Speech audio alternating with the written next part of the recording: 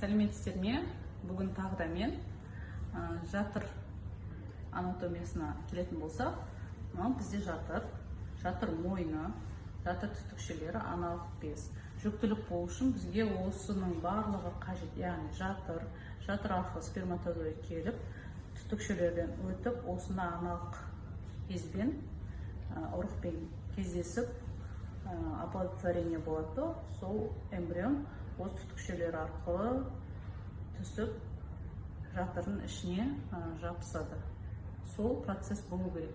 Егер бізде жатыр жақсы емес, эндометрий жақсы емес, немесе түтікшелер дұрыс өтпейтін болса, немесе алынған болса операция кезінде, немесе аналық ұрықта ұрық қалмаған болса, әрине жүктілік болмайды.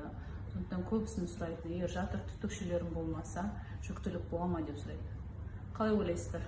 Әрине жатыр түтікшесі болмаса, өздігінен жүктілік болмайды. Бұндай кезде көже сату керек.